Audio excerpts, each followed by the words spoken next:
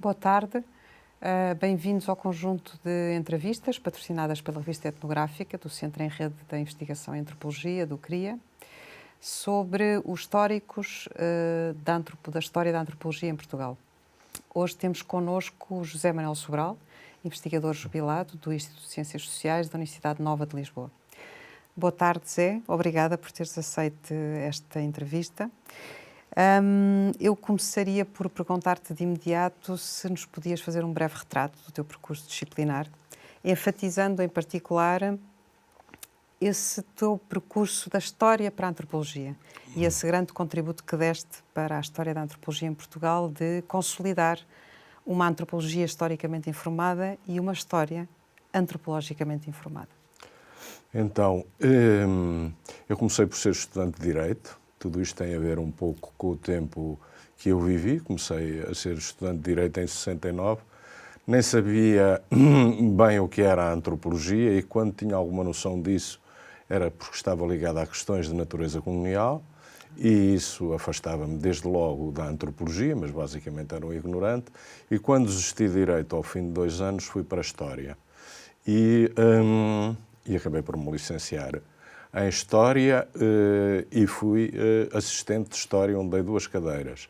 Por um lado, História Contemporânea de Portugal, estamos a falar em finais dos anos 70, é uma história de Portugal que está a ser construída, da que não se investigava até então, História Contemporânea de finais do século XVIII e, digamos, o Estado Novo de Salazar, incluindo a história do colonialismo português.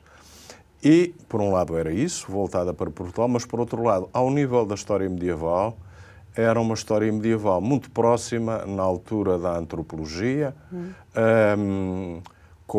e eu dei da história medieval com autores como o Georges Duby, que tinha, sobretudo na sua obra Guerrier et Paysan, propunha uma explicação da história da Alta Idade Média, digamos, a primeira Idade Média, explicável como uma sociedade regida pela dádiva e pela reciprocidade. A referência absolutamente explícita era o Excessio-Le Bon, do Marcel Mauss, e era também o tempo em que era publicado o Montaigu Viage Occitan, do Emmanuel Roy-Ladurie, que se propunha ser um estudo de comunidade da antropologia, mas neste caso voltado para uma comunidade do sul da França, para uma povoação do sul da França, Montaigu, por altura da perseguição aos cátaros. E, portanto, em ambos os autores a ênfase em relação a temas que até então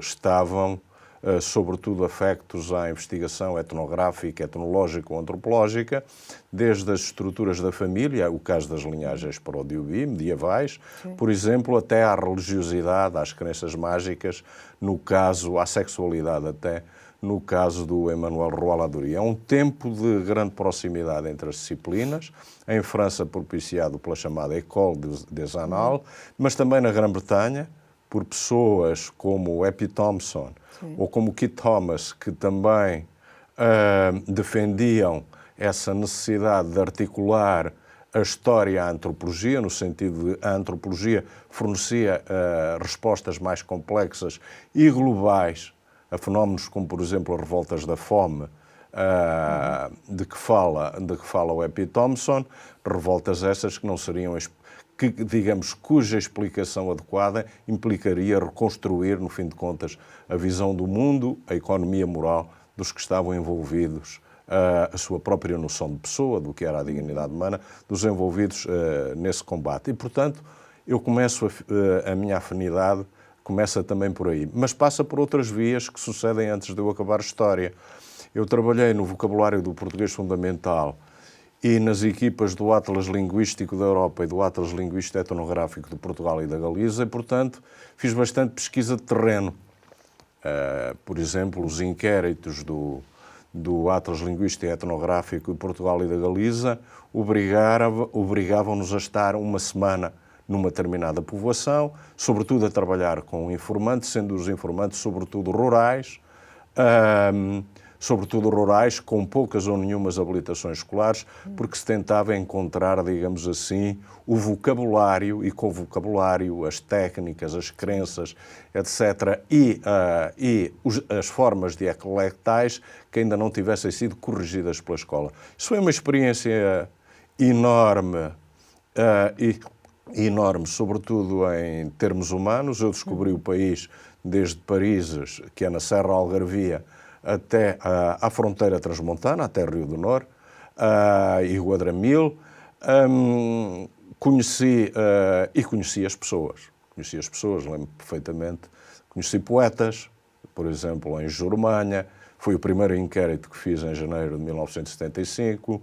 Conheci cantores.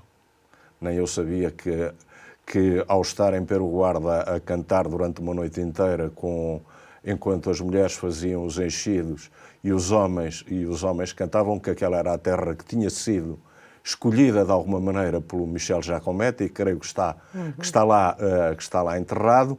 E, portanto, há aqui uma ligação muito grande neste atlas que é linguístico e etnográfico e aquilo que vai ser a minha trajetória posterior. Porque é nessa altura que eu faço um dos inquéritos em Rio do Nor. Em Rio do Nor está o Joaquim Paes de Brito, e quando eu estou em Rio do Nor, estava perto o Brian O'Neill, que eu conheço nessa altura, que vai a Rio do Nor, e, portanto, fico por esta via muito, muito fascinado pelo contacto direto com situações, pessoas, vivências que eu não conhecia, ou conhecia bastante superficialmente, e depois não mais abandonei isso até entrar para a faculdade.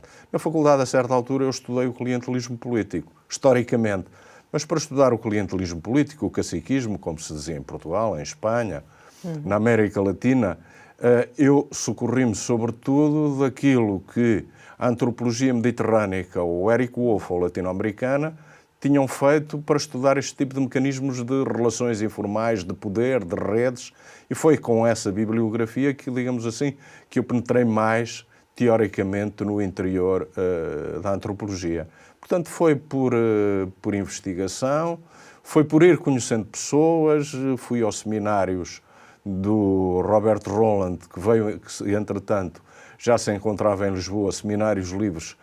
Foi lá que eu tive contacto com outras pessoas, por exemplo, pela Cristiana Bastos, que conheci nessa altura, pessoas que estavam já ligadas, digamos assim, mais diretamente a um aprendizado, a um trajeto pela disciplina, também tinham vindo de outros locais, mas estavam já ligadas aos inícios do desenvolvimento, digamos, da antropologia em termos académicos em Portugal. Sim. E depois, a certa altura, que conheci o Raul Iturra também, por essa via, e do qual me tornei amigo, e a certa altura surgiu a oportunidade de eu ir para o ICS, e eu, quando cheguei ao ICS, foi-me perguntado pelo seu diretor o que é que eu queria fazer, e eu disse-lhe: eu quero fazer pesquisa em antropologia. E o professor César Nunes, que era um homem extremamente liberal e que confiou em mim, e creio que confiava muito nas outras pessoas, só me disse assim: mas por favor não abandone a história. Eu disse: não há isso, mas de facto estou interessado em fazer uma pesquisa em Portugal. Quero fazer uma pesquisa na sociedade rural, não quero fazer uma pesquisa numa comunidade camponesa, quero fazer uma pesquisa num local e num espaço. O Raul Iturra já estava fixado na zona de Nelas. Eu quero fazer num espaço local que esteja extremamente aberto ao exterior e que seja extremamente diversificado em termos de estratificação social. É bom dizer que não foi só pela via da antropologia. Eu tinha sido colega em Direito de Manuel Carlos Silva, do sociólogo Manuel Carlos Silva, tinha lido a tese dele de mestrado, acompanhei o doutoramento, e, evidentemente, sendo amigos desde essa altura, ele teve uma grande influência também em mim. Fizemos trabalho de campo quase ao mesmo tempo, ele no norte, eu no centro de Portugal, e pronto, entrei para o ICS, tinha um antropólogo que era o João Pina Cabral, há pouco, mas estava lá já o João Pina Cabral e, portanto, com confiança, com apoios muito mediados por este tipo de relacionamento, foi assim que eu me tornei antropólogo, no fim de contas. Eu agora pedia-te para nos falarmos um pouco então sobre esse teu estudo no mundo rural português, que foi feito de uma maneira muito particular, e sobre o foco que tu colocaste nas questões da reprodução social. Porquê a reprodução social? Isto é, a reprodução social para ti, este foco, foi um foco simultaneamente, parece-me, teórico e metodológico, creio. Foi uma maneira de olhar para as estruturas sociais e perceber como é que elas são incorporadas em trajetos particulares e singulares e individuais das pessoas? Sim.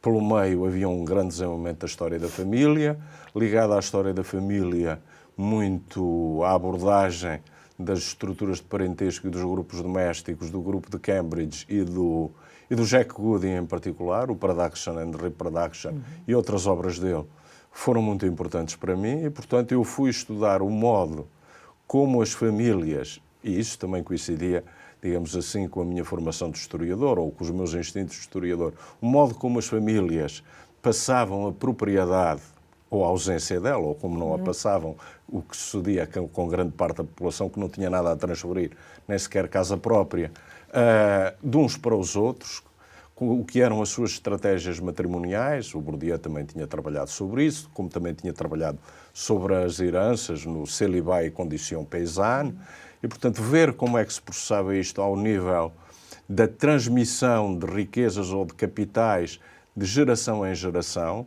mas sendo, ao mesmo tempo, um lugar muito diversificado, ver como é que se transmitiam as posições sociais numa certa longa duração. Como é que passavas de grande proprietário para grande proprietário, o que sucedia aos médios, o que sucedia aos pequenos e, finalmente, o que sucedia ao grupo maior de todos, que eram os trabalhadores rurais sem terra, mesmo ali, extremamente importantes. Portanto, enquanto analisava isso, um foco que vinha da antropologia, mas que também era muito importante na história da família, por exemplo, no caso da França, nos trabalhos de Jean-Louis Flandrin, por exemplo, entre outros, enquanto mantinha esse foco na história da família, também procurava olhar para o que se passava em termos de posições sociais, no sentido de posições de classe, e tentava ver o que é que acontecia naquele universo localizado à luz daquilo que sucedia em Portugal e, se quisermos, na Europa. Dizem que eu tinha sido professor de História Contemporânea de Portugal.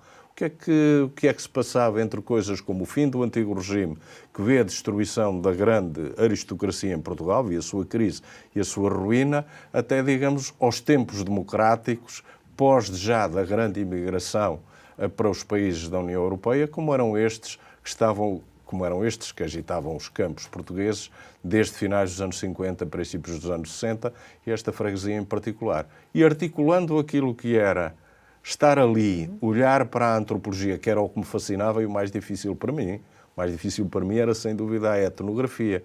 Estar ali, captar a confiança das pessoas, deixar que elas me ouvissem, passar desapercebido no meio da multidão, a ponto de, a certa altura, me confessarem as suas intimidades. Isso foi sempre o mais difícil para mim até ao fim. O mais fácil, e só fiz isso quando achei que já tinha atingido, se quisermos assim, um grande conhecimento e uma grande intimidade, era fazer aquilo que fiz também, que era fazer pesquisa histórica, para a qual tinha sido treinado. Ir para os arquivos, ler os testamentos, estudar os casamentos, etc. Mas isso para mim, embora muito importante, era o mais fácil. O mais difícil era mesmo ser aceite, e acho que é mesmo que é mais difícil, passar desapercebido, adquirir a confiança. Não digo todos, porque evidentemente todos os universos, qualquer um que a gente estuda, uma aldeia, um bairro, uma cidade, uma família, tem, evidentemente, não lidam as pessoas todas da mesma maneira connosco, mas o que é certo é que a certa altura as coisas começaram a andar. A partir desses trabalhos, depois os teus interesses vão ampliando, digamos assim, para outras temáticas. Os estudos da memória, os estudos da nação, os estudos da identidade nacional. Qual é o fio condutor que une estas temáticas? Sim, Como é que tu vês agora? Há mesmo fios condutores. A questão, por exemplo, da memória social. A questão da memória social surgiu-me ainda durante o trabalho de campo. E surgiu-me também em conversa com os meus colegas de então. Eu penso, a primeira pessoa que me falou em memória social, vinha de França, tinha uma formação francesa, foi Joaquim Paes de Brito, que me deve ter dito, o livro do Maurice Albax. Eu não descansei enquanto não li. O livro do Maurice Albax. Entretanto, numa das poucas antropologias feitas sobre a França, é feita sobre Minot, um dos livros é o da Françoise Zonabant, La Mémoire Longue, e eu começo a interessar-me pelas questões da memória e começo-me a interessar também pelas questões da memória a nível discursivo e pelo modo como se constroem memórias institucionais ou comemorativas diferenciadas dos grupos sociais. Porquê? Porque, por exemplo, para reconstituir as famílias com propriedade e, sobretudo, maior propriedade, essas eram as que testavam, ou que faziam, mesmo antigamente, contratos de casamento. Era muito importante ver para quem é que ia isso e perpetuar um nome, um legado de uma casa. Eram essas as que tinham as sepulturas, às vezes autênticos monumentos nos cemitérios. Eram essas que ficavam consagradas na toponímia. Portanto, comecei a interessar-me bastante pelas questões da memória e pelas questões do esquecimento. A maioria eram esquecidos.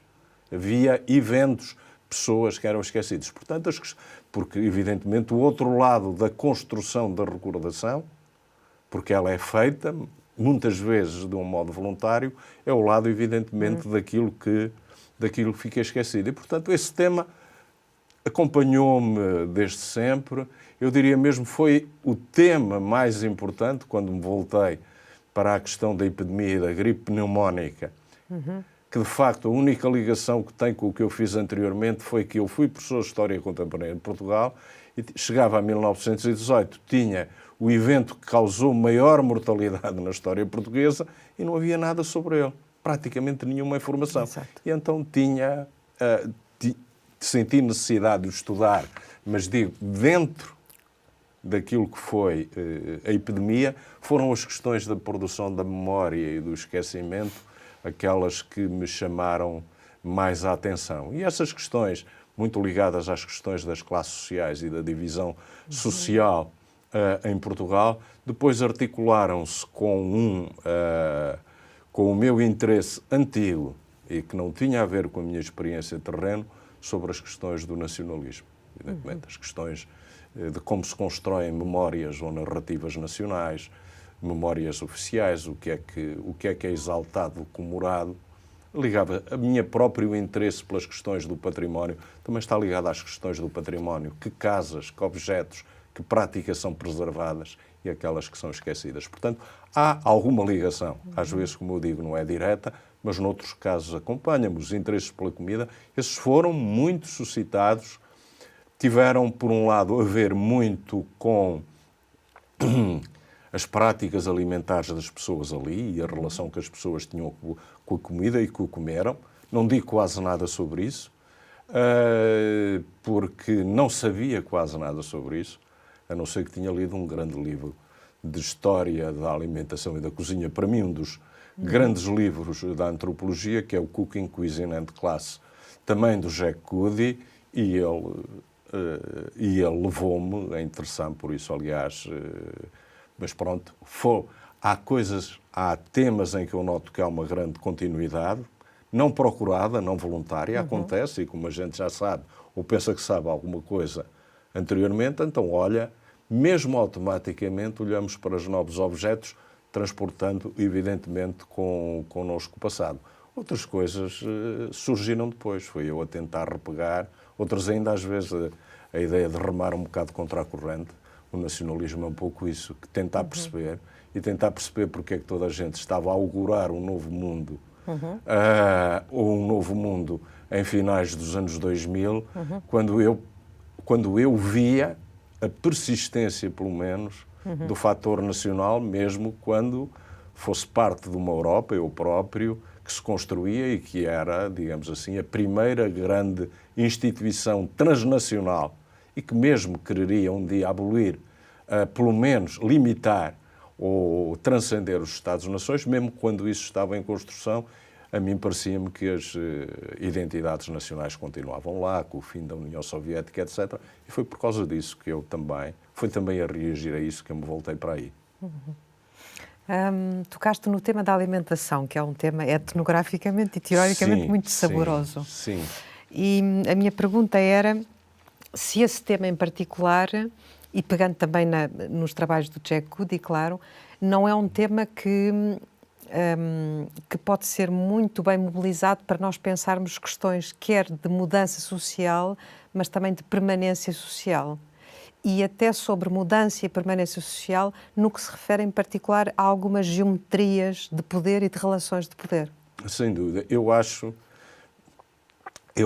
a alimentação e a cozinha algo de absolutamente fascinante, precisamente porque não estão circunscritos nem aos alimentos, nem ao que se passa na cozinha ou no restaurante. São maneiras de olharmos para dinâmicas muito mais globais. E acho, olhando agora com algum conhecimento para a bibliografia das ciências sociais sobre o facto alimentar culinário, que algumas das referências fundamentais, maiores, são sem dúvida no campo da antropologia. É o caso do livro de Jack Goody, é o caso do livro que é também o trazer a história, a literacia, os estados, a estratificação social para o interior do estudo da alimentação. Penso em livros como Sweetness and Power, do Sidney Mintz. Estou a citá-los por ordem em que os li, que li depois, bastante depois, que é um trabalho monumental, entre outras coisas, sobre o desenvolvimento do mundo moderno, sobre a Revolução Industrial. É muito mais do que algo sobre a escravatura, sobre a transformação, a construção do Atlântico Negro. É um livro, de facto, é um livro monumental, o Sweetness and Power, e o livro menos citado, que não me lembro de cor exatamente o título, mas creio que é Land, Labor and Diet in Northern Rhodesia, da Audrey Richards, que é um livro absolutamente notável. É um livro de 39 ou por aí, de final dos anos 30, e que é um livro que mostra como a alimentação, no fim de contas, ela mostra como ela ilumina a sociedade dos Bemba. Tem páginas luminosas a falar da relação entre mãe e filha, da circulação dos alimentos. A alimentação é uma coisa fundamental, a partir da qual a gente pode ler tudo. Eu, evidentemente, comecei por ligá-la às questões da construção das chamadas cozinhas nacionais do nacionalismo, mas ela é muito mais ampla do que isso e interessa-me muito mais do que isso. Às questões de natureza geopolítica, como a gente viu, na história.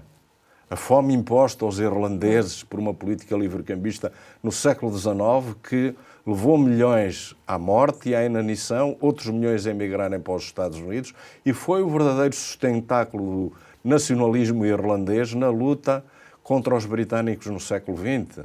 A luta do Gandhi contra o monopólio do sal imposto pelos ingleses, quer dizer, e agora, muito recentemente, as fomes no outrora chamado Terceiro Mundo, que são também uma maneira de falar da nossa indiferença no mundo em que vivemos. A crise que neste momento, nos últimos 2 anos, percorreu o mundo decorrente da guerra entre russos e ucranianos, a luta em torno dos fertilizantes, em torno dos cereais.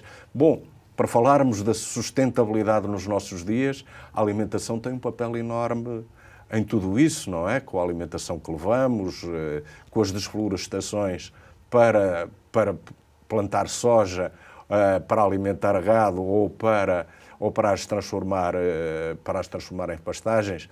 A alimentação ilumina as maiores das clivagens no nosso tempo, que são as clivagens entre as grandes comunidades religiosas.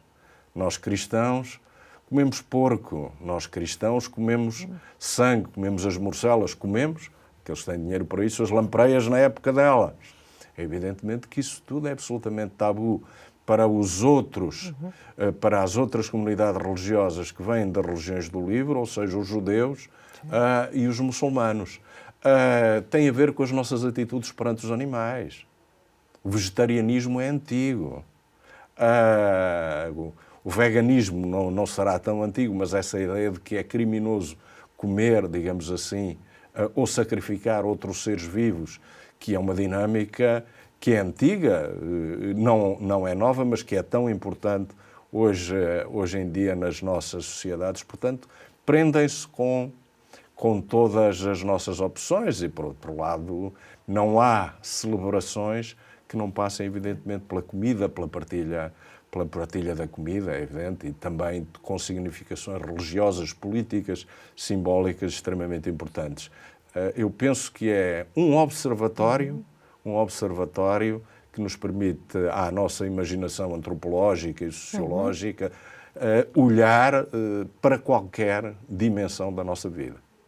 Ou seja, é um pequeno tema que nos permite... Sim, é verdade. Não tem nada a ver com ser-se guloso, não tem nada a ver com isso. É um tema absolutamente crucial e que pode ser visto de uma maneira, o ponto de partida para uma miríade de observações infindas. E de todos os temas que já estudaste e que já trabalhaste, ficou algum por fazer que ainda gostasses de explorar mais ainda? Não sei. Há coisas que eu nunca mais fiz depois da tese, como, por exemplo, explorar o universo de trabalho. Acho extremamente importante.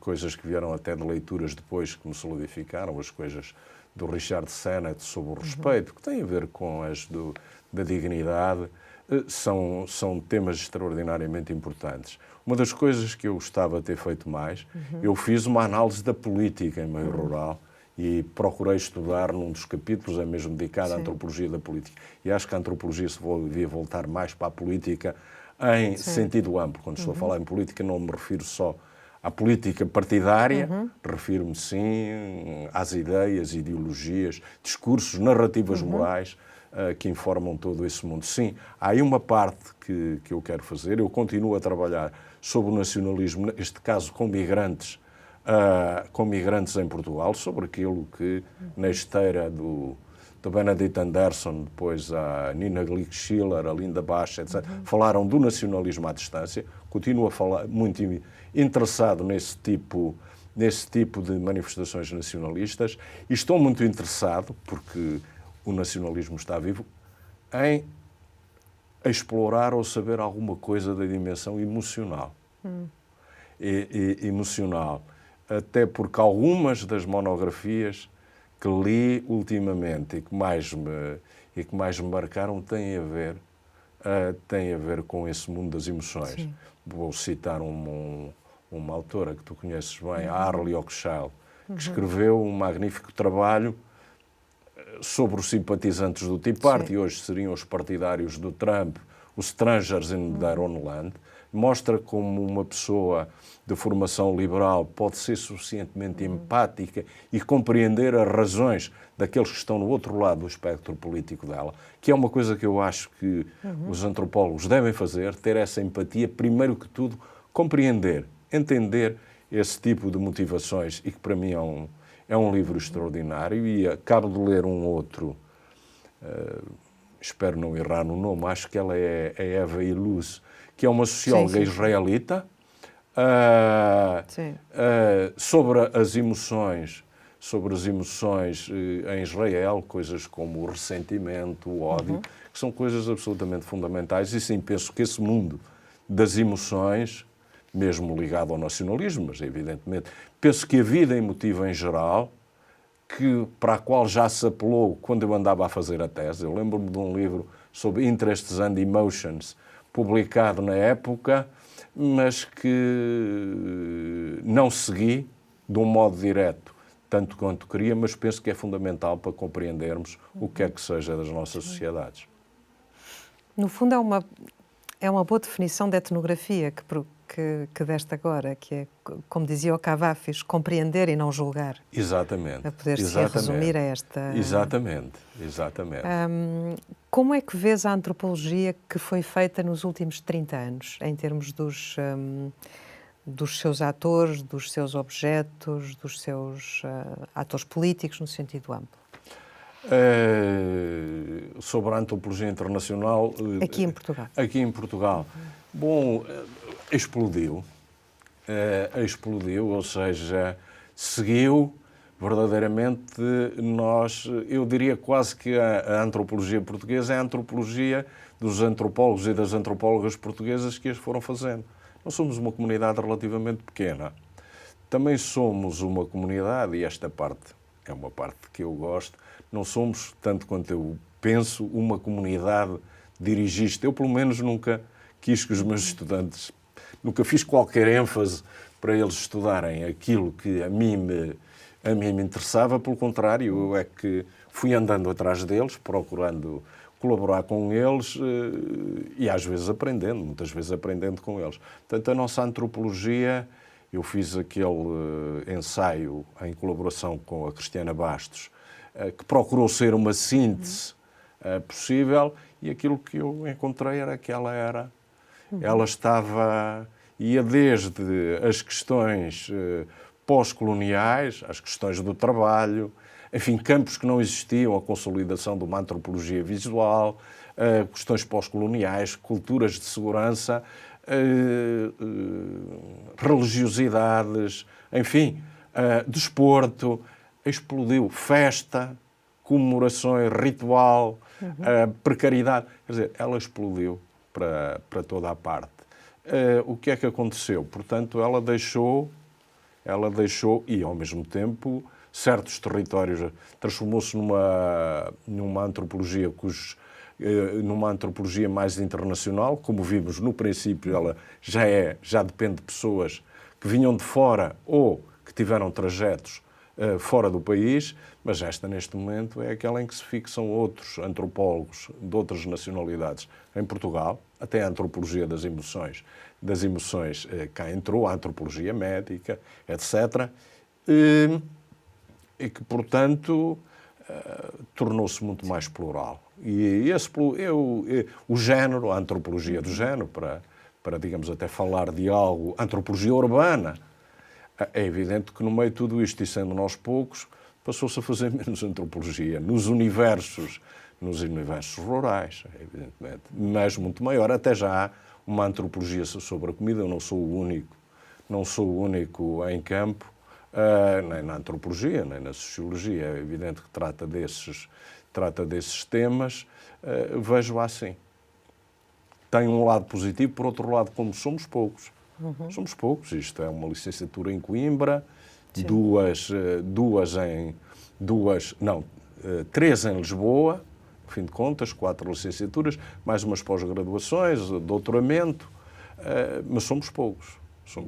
E isso, evidentemente, faz com que certos fenómenos, às vezes, não tenham gente a cobri-los.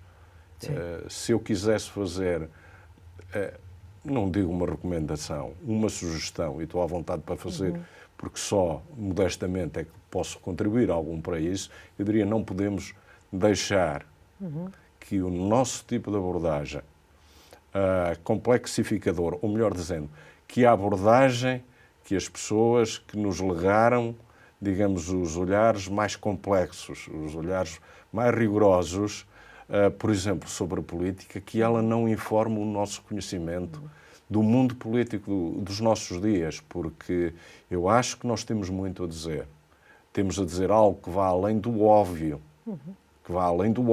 que é olhar para os grandes acontecimentos político-eleitorais, para além do óbvio, que procure compreender o que está a ocorrer num tempo que eu penso que é de grande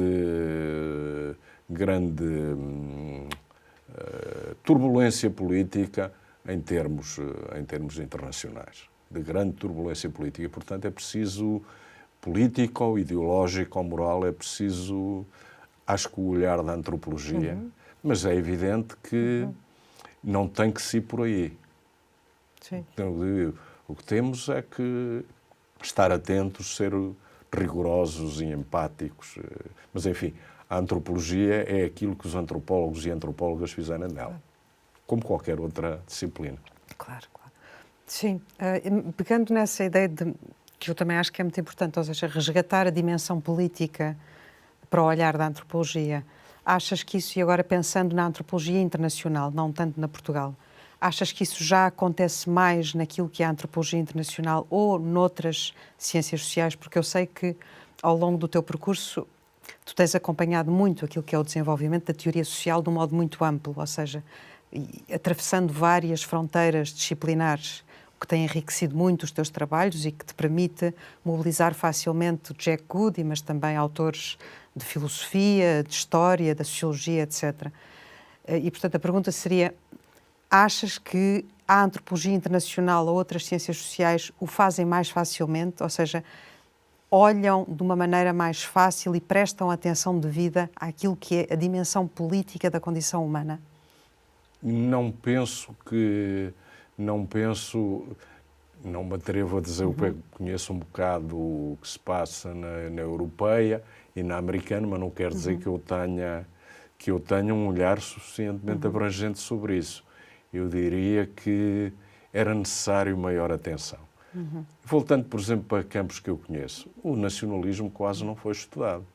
Se eu pensasse em trabalhos sobre o nacionalismo na Europa, eu diria que é aquele mais conhecido, por exemplo, os trabalhos da Catherine Verdery sobre a Roménia. São o mais conhecido e são, em grande medida, uma exceção. Exato. Mas há um jovem antropólogo, não me lembro agora do nome, que falou do nacionalismo e da religião na Polónia, que eu penso que quase ninguém conhece. E falou, por exemplo, das tensões étnicas, muito antes desta guerra russo-ucraniana, das tensões étnicas terríveis entre ucranianos e polacos, nomeadamente da discriminação de que os ucranianos que vivem no Estado polaco são objeto. E, portanto, não, penso que ganhar-se-ia com uma abertura do campo político.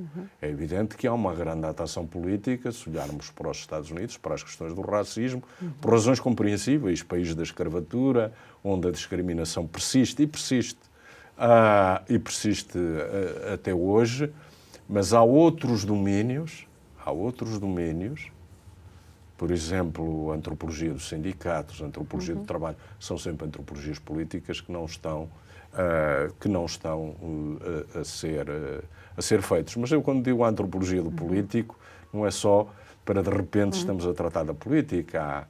Há temas que são extraordinariamente importantes, mesmo em campos que eram tradicionalmente, há 40 anos, eu diria, seriam o feudo da antropologia, que certamente continuarão a beneficiar de uma abordagem, de uma aproximação antropológica. Por exemplo, os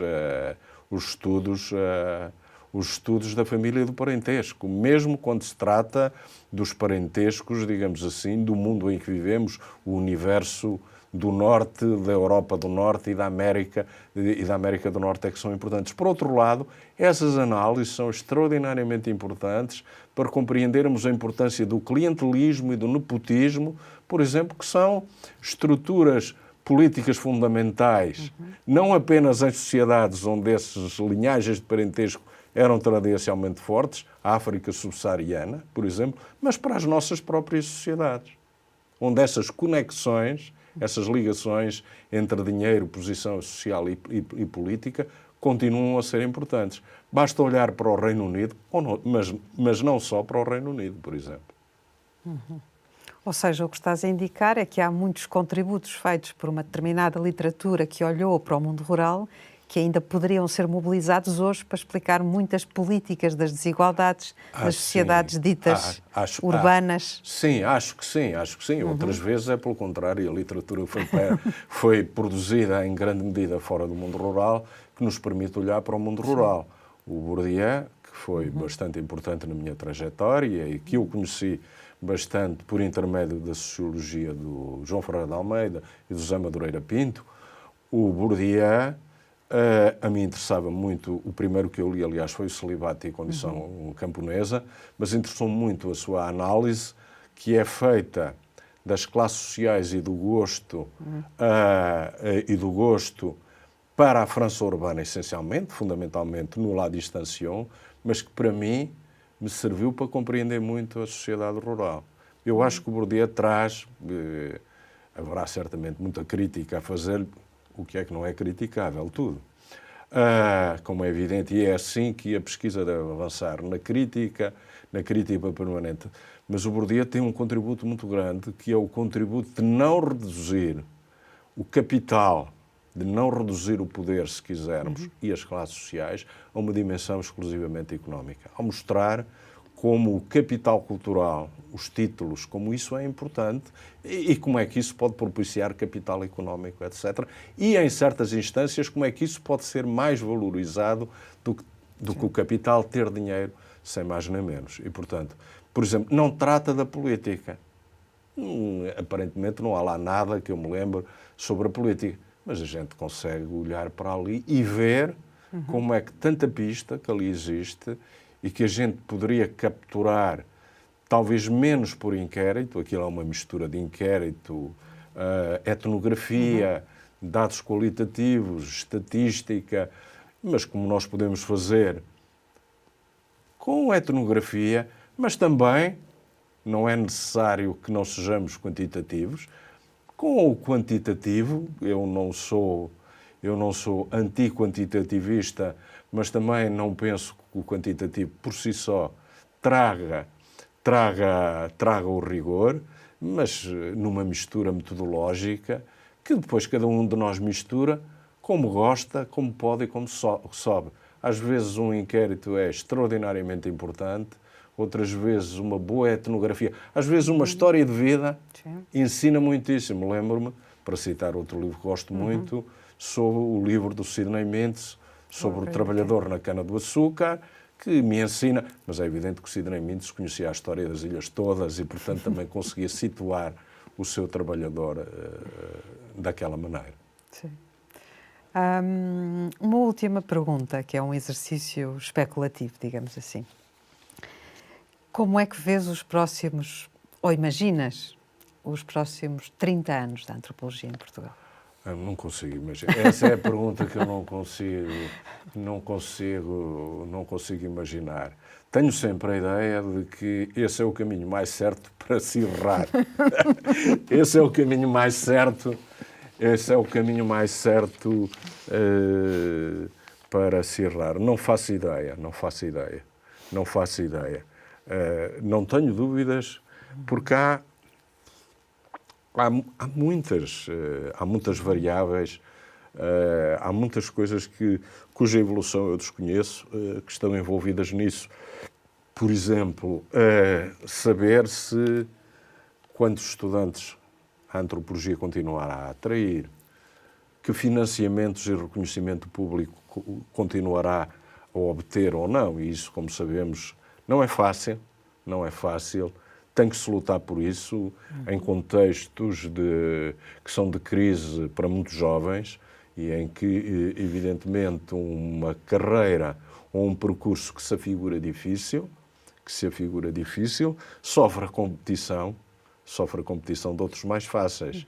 Eu mudei de cursos numa altura em que eu nunca conheci o desemprego, ia de um sítio para o outro. Hoje em dia, parece-me que neste mundo só não podia era sair do país porque havia, evidentemente, a questão colonial e tinha que suportar a repressão política como todos. Mas quero dizer, aparecia-me, em certos aspectos, dá-me a sensação que havia um horizonte maior de esperança, atraía-se muita gente que queria descobrir o país, o mundo, a si próprias, sei lá, tudo. Que é isso, normalmente, é um complexo, uma constelação de interrogações que normalmente nos move. Agora não sei, agora vejo muito que as pessoas têm muito, e é mais do que compreensível, têm a necessidade de tratar de si próprio, têm um grande horizonte de insegurança quando lhes tinha sido prometida a insegurança. Sim. Vive-se hoje melhor do que se viveria há 40, 50, 60 anos, sem dúvida em termos materiais, mas ao mesmo tempo há esta percepção da insegurança que ocorre num mundo que muita gente adquiriu, que era um mundo democrático, liberal, onde se circulava à vontade e onde não tínhamos que enfrentar condições dramáticas que vinham do passado. Portanto, não sei o que fará a antropologia. Certamente vai reagir a isso, certamente irá reagir a isso, sem dúvida, por causa por causa dos temas, mas há, digamos aqui, muitos imponderáveis. Aquilo que eu posso, a única coisa que eu posso fazer é wishful thinking. O que é que eu desejava que fosse bom, rica, ampla, inquisitiva, reflexiva, curiosa, mobilizada, isso era o que eu queria, mobilizada para, no fim de contas, responder aos problemas que assolam a maioria de todos nós, ou pelo menos para refletir sobre eles e dar uma resposta informada, uma resposta que fosse diferente daquela que os porta-vozes oficiosos nos média nos dão sobre o mundo em que vivemos. E mais verdadeira nesse sentido, mais próxima, evidentemente, daquilo que um conhecimento de natureza científica nos pode dar. Obrigada, Zé. Obrigado, por esta entrevista e por esta conversa. Obrigado, e obrigada também aos que nos estão a ouvir ou vão ouvir. E até à próxima entrevista dos históricos da história da antropologia em Portugal. Vemo-nos por lá. Até breve.